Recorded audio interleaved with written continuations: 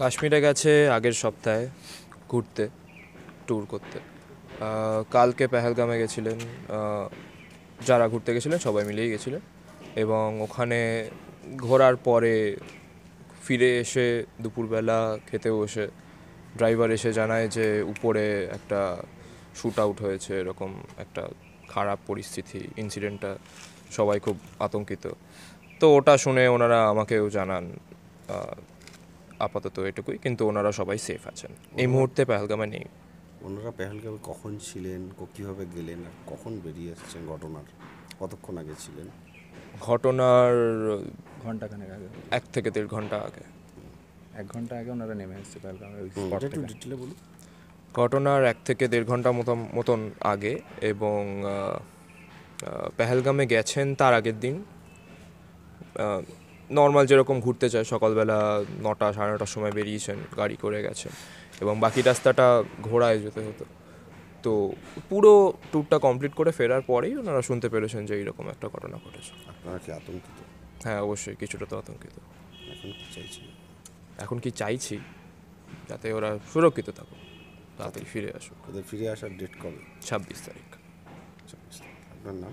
আমার নাম অনুভব। আপনার কে কে আছেন ওখানে? আমার কে গেছেন? আচ্ছা, মা, বাবা, মা ছোটোবেলার বন্ধু, তার হাজব্যান্ড, 4 জন। ঠিক আছে। আপনার নামটা বললেন না? আমার নাম অনুভব। আপনি কে হন? আমার মাসির সাথে কথা হয়েছে, আমার মাও কথা বলেছে, এবং আমরা সবাই কথা বলেছি, এবং সবাই সুরক্ষিত আছে এটুকু আমরা জানি। আর আমার মাসির সাথে যেটুকু লাস্ট কথা হয়েছে, ওরা সুরক্ষিতভাবে নেমেও এসছে। ওনাদের কারোর সাথে মানে সেই অর্থে আমরা তো আর প্রত্যেক মিনিটে তো কথা বলা যাচ্ছেও না ওনাদের সাথে, কারণ ওনারা ঘুরতে গেছে স্বাভাবিকভাবে, ওখানে বারবার তো আর কথা বলা যায় না।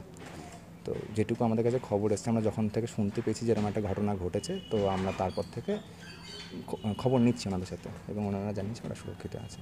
আপনারা কি একটু আতঙ্কিত হয়ে পড়েছেন? আতঙ্কিত তো অবশ্যই, যখনই আমরা প্রথম শুনলাম যে এরকম একটা ঘটনা ঘটেছে, এরকম একটা সাংঘাতিক, একটা মর্মান্তিক ঘটনা, এটা এটা এটা খুব আনফর্চুনেট যে এই ঘটনাটা ঘটেছে।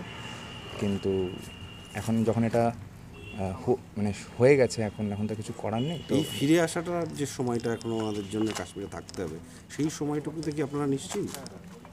আমরা তো অবভিয়াসলি একটা টেনশন তো কাজ করবে, যতক্ষণ না ওনারা বাড়িতে সুস্থভাবে ফিরে আসবে ততক্ষণ তো আমাদের একটা টেনশন কাজ করবেই, যে ওনারা গেছে স্বাভাবিকভাবে যাতে সুস্থভাবে ফিরে আসে, সেটাই আমরা কামনা করবো। টেনশন। আমার নাম দেবজ্যোতি দেবজ্যোতি রায়।